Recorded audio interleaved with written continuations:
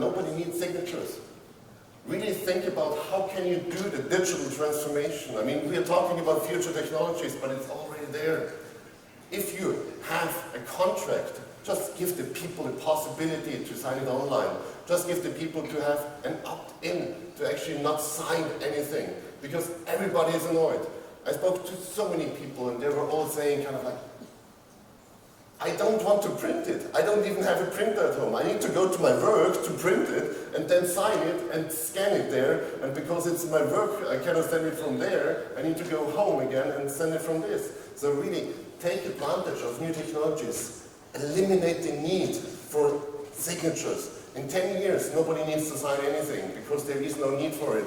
We have totally secure measurements how to implement digital IDs. Digital passwords, and so signatures will be one of the things we won't be using for quite long. So I don't say you have to forget right now how to sign, but your face is enough to actually sign. One of the most discussed topics maybe in a lot of companies is the paperless office. It's a huge buzzword in the end. I don't want to have paper documents. I mean, my table sometimes looks like, okay, I don't display a picture of my table, but it's terrible. And there's so much paper on it because I cannot file it, because I don't have the time to file it. If I have it digital, it's easy, because you can easily identify the document, you can move it somewhere you need it, and you have always the document with you. I mean, easiest example for this is, we all have a password. It's easy to lose a passport, but I can't lose my login for my Google Drive, so you just scan it. And that's also how many countries are also looking into new passports, are looking into kind of like filing your data. Many times mentioned example is Estonia. Sorry, I almost forgot the country. Estonia. In Estonia you can literally have everything in your digital wallet. So you can have your ID there, you can have your birth certificate there. There's no need for paper documents because you can lose them, you have to file them. It's just a hurdle for everybody. I mean, just imagine when you as a company, you're offering a service and they need to sign documents. They have to file it, they need to sign this. Give them the chance to actually get rid of that. I tell all my companies I'm consulting, why do you need documents? It's just a hurdle for you, it's a hurdle for them. They have to sign what we very furious to see that. So they have to have a huge bunch of portion of effort put into just some documents. So that's going to appear within the next 5 years, I say, and afterward it disappears because nobody needs paper documents. One of my, oh, that's even German. One of my favorites is cash. So just for everybody, Bargeld is German for cash. Cash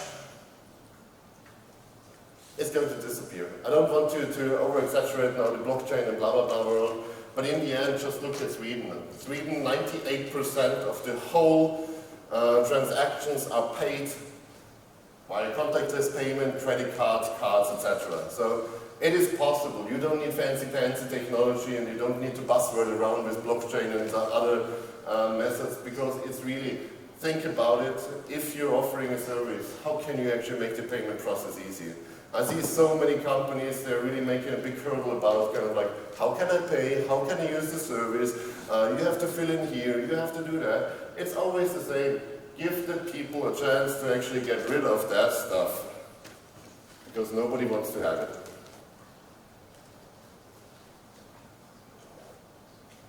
I can ask a question, and I guess I know the answer. How many of you have lost their remote and they were looking around and even have it in their hand while they're looking around? So I guess the answer is pretty much the same. It's everybody did. And remotes are annoying. And I really have to say, they're so annoying that sometimes I just leave the TV switched off because I can't find it. And that's one of the things, there are new technologies. It doesn't have to be a remote that you're using. It can be a small device or whatever for any service. There can be a product, there can be an online service, etc. For example, a remote for my bank account is a small calculator-like thing, and I need to carry it around all the way. So I really took it from Switzerland to India, from India to Zurich, from Zurich to Dublin, just to make a payment on my bank account. That is a remote. Get rid of that stuff. Nobody uses it. And remotes, they're going to disappear because there is gesture. There is other ways to interact, and slowly we are also getting into the voice control. I mean, if anybody talked with Alexa or Siri, we are far apart from where it should be and where it is actually. But I mean, you get a decent answer, for example, if you say, switch on the lights, because it either way says kind of like, I can't understand you, or it even switches on the light. But it's gonna get into our future. It's like having keys. Nobody wants to use the key, nobody wants to use the remote, so we just have to see also. I mean, we're here in developer areas. Get rid of all the physical devices interacting with the customers because they don't want to have it. A remote is just a relict of an old time. Exactly like the chargers. I think we all agree that we are annoyed with charging our phones, especially the ones having an iPhone in this group. It's kind of like we're constantly looking for the nearest port or charger and whatever. Chargers are one of the things that are disappearing within the next years. There is quite a lot of buzz around in the last few months and years about wireless charging, wireless technologies for actually having electricity or charging replaced in your phone. It's advancing slowly. I talked with one guy from Intel. They were a bit more enthusiastic about replacing it. In the end, they were a bit set back when they were really figuring out that it's about 1 to 2 watts they can actually transfer, which is not really a lot, but the technology is advancing. So we have to think in the future of, we are getting wireless. And it doesn't mean that we have a phone in like 10 years. But I didn't mention that. I mean, a phone will be there in some way or another. If it is a bracelet or something else, but we will get rid of the chargers. We had yesterday the topic of self-driving cars. Our whole world is pretty much connected. So do the cars, so do the cities, so do the traffic lights. I just recently accompanied a very interesting project in India, and I was pretty surprised that it was India, that they are connecting a city to make it smart enough to react on the flow of the cars. So we're not speaking just solely about autonomous vehicles or autonomous cars, because they will be coming. Nobody knows when they will be coming, that they're good enough to actually drive in level 5. So if you remember, level 5 is kind of like fully autonomous driving, and each and every condition, the holy grail of autonomous driving. So if that happens, we don't have to bother about traffic jams. But still then, the cities can be as intelligent that they are reacting to real-time traffic. So what they can do is really kind of like monitor the traffic. They can interact with the driver. They can steer the traffic through the city. Zurich has one of the oldest traffic computers in Europe. And what it does is pretty much the same thing without AI, without anything. It's just detecting how many cars are flowing in, how many cars are going out, and how many cars are circling around. By just having this knowledge, they were able to reduce traffic jams by around 30 to 40%. And that technology is advancing. We have I call it Excel on steroids, others call it AI. We have the possibility to use this data actually in a bigger manner. So it's not just about traffic jams also. It's about everything what we have. It can be also company internal jams.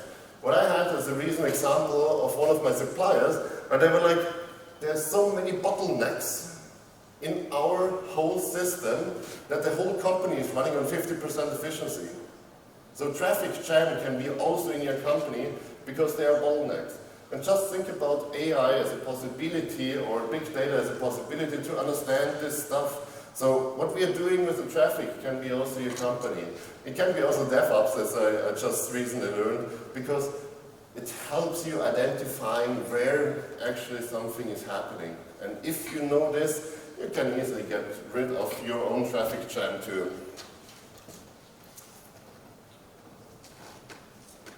One of the most interesting talks I had was with a doctor. And he has a double doctor, one in technology and one in medicine. He told me there will be no surgeons in pretty near future. So if you know any surgeon, don't tell them. But the thing is, what we are seeing right now, for example in China, there was a double testing between AI detecting skin cancer and two groups of doctors. AI was strictly better than any of the doctor groups because it was detecting at a very, very high rates the skin cancer. This will be also applicable for the surgeon robots. There is like Da Vinci, it's one of the most advanced ones, which can actually right now at the moment can do operations on its own. So you're giving it just some CT and MRI scans, and in the end this whole thing can operate on your body without any interaction of a human. They're just like, it's like yesterday in the autonomous car thing, it's like level 4. The human is just there if there is an error. So the surgeons will be one of the persons who are going to be very quite interacted with technology, which also is good in one way because they're overworked. They're working sometimes like 40-hour shifts. And this is one example, that's why I took it on the screen. Technology can help us bring better services to the humans. I mean, just imagine if a surgeon has more time in actually looking at you, or looking, I mean, there's a lot of cases like, do I have to cut off the left or right leg? And in the end, it's both. So these decisions are made under pressure. If a robot or if an AI takes off some tasks of you, if it makes it easier for you to think, we also had it yesterday, if you can think more, if you have more time for it because the stressful work is gone, then you can deliver better services. And it's not just AI, robotics or whatever, it can be very easy. Like chalkboards. We all know that. I recently was in a school and I was pretty amazed how fast it was in replacing old chalkboards. Sometimes pretty obvious things in our lives, they disappear because they don't have any reason anymore. For what do you need a chalkboard? You can't read it, it's pretty hard to write, nobody actually can interact with it. So think about new ways how to implement things. A chalkboard is something nobody would dare thinking about kind of like replacing because it has been always there, it's easy to scribble on it, but in the end, somebody has to clean it, somebody has to redo it. Think of chalkboard as one of your services. How can you replace that old thing? Because everything on this list is pretty much just one single example of there is so much going on. Think outside the box. Because in the end, it's kind of like the biggest possibility we have right now to use technology to bring up another level of service quality to our customers, to ourselves, to our companies, and to each and everybody else. Including some ethical questions. Who can guess what is also disappearing in 10 years? And the ethical question is the internet. Who guess? What is the biggest thing that will disappear in our lives? Privacy. There we go. That's the privacy. We have seen it in recent years. It's one of the most discussed topics in our world, kind of like what is happening with privacy. Who is following actively the social score of China? Okay, still some people. Social scoring in China is pretty much a combined anti-privacy, a lot of people called it, measurement, how you are good or bad for the society. So they are measuring if you are having a bad credit score, if you're constantly speeding with your car, if you're late with your payment, whatever. It's kind of like all the measurements put together into one score. And depending on this, you're allowed to either travel with the plane, with a train or whatever. So you get a bonus or a malus system in place for your citizenship. So these measurements can be good for us, but also very bad. And privacy is one of the things that needs to be there in some certain way, but we're definitely going to lose it. Technology makes us pretty much a non-private field. For example, Google knows more about us than we do on ourselves. There were many tests in recent years, kind of like, how much does Google, Facebook know about our future? There was even a Lockheed Martin experiment where they were kind of like having a supercomputer calculating the moves of people. Kind of like when they're moving, how they're moving, when are they getting married, how they're getting their children. It was sometimes really scary how predictable we are. And just by having big data, AI, and all these algorithms, or not algorithms, which is kind of like AI, it makes us pretty much a non-private person. We're a public person, we share everything. For example, right now we're also tweeting, we're taking pictures. Everybody can follow in the world that I'm standing here. And this is easy to retrack. And if you have these patterns, it's easy to actually follow somebody up. So really take care. People don't like it, but it will be happening. Just imagine how many software services recently you launched or a customer launched or whatever, which is tracking personal data, preferences, and whatever. And all this combined is just a huge problem for a lot of people. So, good or bad, it's hard to say. I mean, to be honest, it's good in a certain way. For example, China, the social credit system, it can give us the potential to make better humans in our society. The bad thing is, we cannot control it. Who controls what is happening with my data? And we are in the position to actually help the people understand what is your privacy, how can you do it with your own data, and what can you do with your own data. And now you're going to be open for some questions if you have one.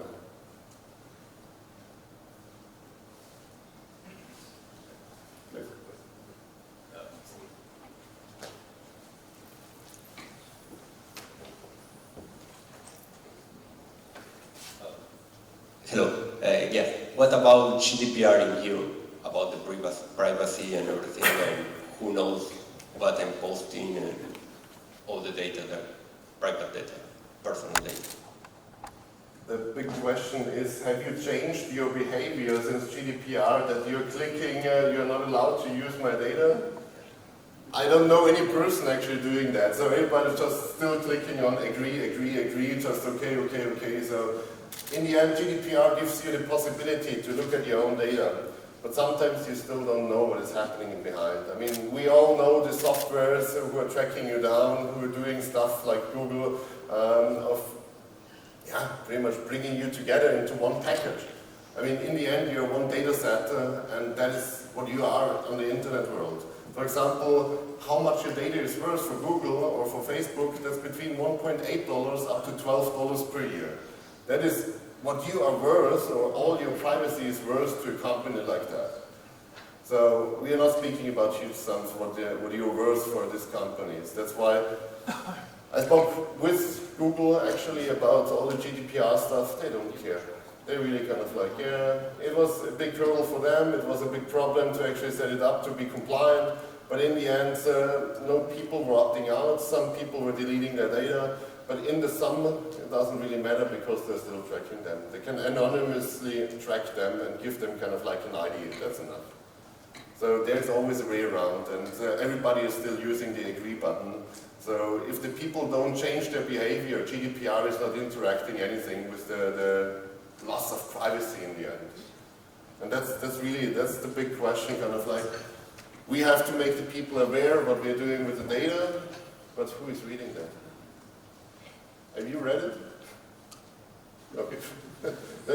Okay. There's even some person who says like, okay, but I didn't read it. I was relieved not to see software testers on the list, although I was expecting it. What is your opinion about that? Software testers, developers? It pretty much comes into this thing. I brought up the surgeons because there is kind of like, it's already doing the work of a surgeon. So the robot, Da Vinci, is doing the real work of the surgeon, but it won't replace the surgeon. It just gives them another task to do. Instead of for you doing all the programming by hand and testing, there is an assistive system. We have heard it yesterday quite a lot of times.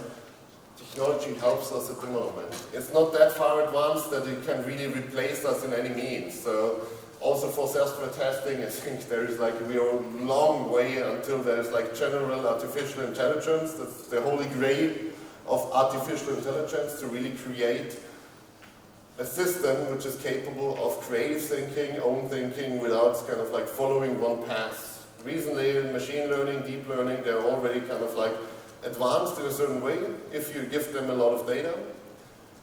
It's like having a child. You're teaching them quite a lot about one single thing. If you teach them the bad things, they also learn the bad things.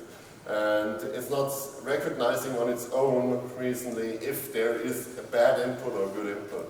So we are far apart from competitive intelligence, I would call it, from assistive intelligence. So we are speaking more about assistive artificial intelligence. I can't even talk it. So you're good. I think everybody in here is good.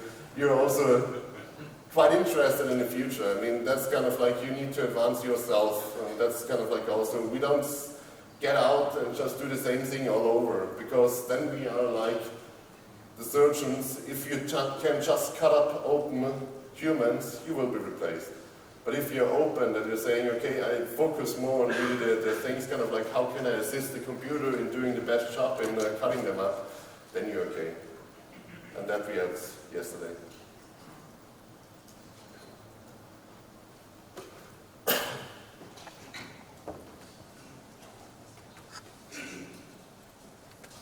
Hiya. Recently, over the last few years, sort of social media and the internet and the democratization of information has seen a wave of change across the planet, especially in politics. How do you think that will change over the next 10 years, especially given the last two have been a bit turbulent compared to previous? There's been quite a lot of fuss. I think you're referring to Cambridge Analytica. It created a lot of fuss in this whole discussion, because I also advised now a German party on how to use information systems, social media, etc. to influence their voters' behavior.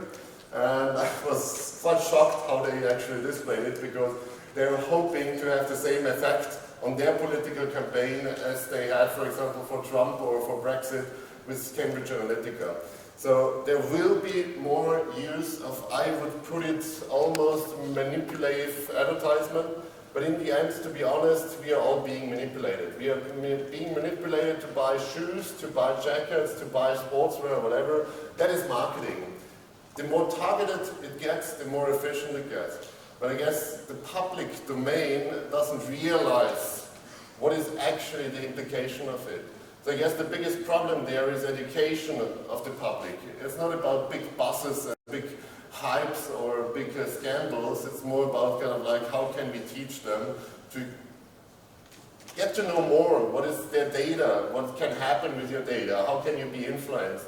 Because when I see, for example, my intern, how she is Googling and how she is comparing information, I don't know what the problem is with such services, because people don't understand what is the difference between fake news, real news, how am I being influenced, and that is kind of like the biggest problem. So we're going to see quite a lot of more of this happening, because they have now the means. It's going to get easier to actually get the data, to analyze the data, and to influence the people, personalize the advertisement. I mean, it's easier, for example, for a political party. They have like 90 different topics on the list, what they want to change. But I don't fucking care about children. I don't care about children because I don't have one right now. But maybe I care about kind of like economics for startups. So if they know that, they can display their political program to me, which is relevant to me. So now it gets me interested in them saying kind of like, we support families and children. That influence will be there. Does it answer your question? Sorry? So thank you. Okay. Do you have other questions? Yeah, maybe one here in relation to the mobile phones. Will we maybe have a chip under our skin and a lens in our eyes in like 30 years, maybe not then? What will happen? Actually, I'm also planning to have next week the chip implanted. Phones, that is a big discussion. I mean, Apple itself, what I read recently, is planning on the succession of iPhone. So they know that the iPhone will disappear because, to be honest, it's just a hurdle. You have something in your pocket which can fall out. You have to load it. You have scratches on the screen. So there will be a big impact on new technologies hitting in and phones disappearing. They appeared just 11 years ago, the first iPhone appeared. I mean, till then we wouldn't even have imagined that there is a small thing being capable of handling our whole lives. And I guess this will be also happening with smart devices. We are moving more and more into kind of like smart glasses. Google has patented the lenses, which have kind of like a screen inside with a Bluetooth transmitter.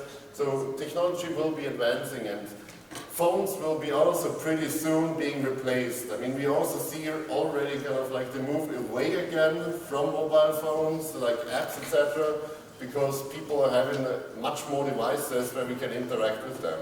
So there is now a hype on a plateau, I would say, and like in 3-4 years, smartphones will be slowly disappearing because they're better technologies. Because just for checking Facebook updates and whatever, I have other means than just a phone. And this will be also coming in with smartwatches and whatever. So augmented reality is on the run. Thank you. Perfect. So if no other questions are there, thank you very much.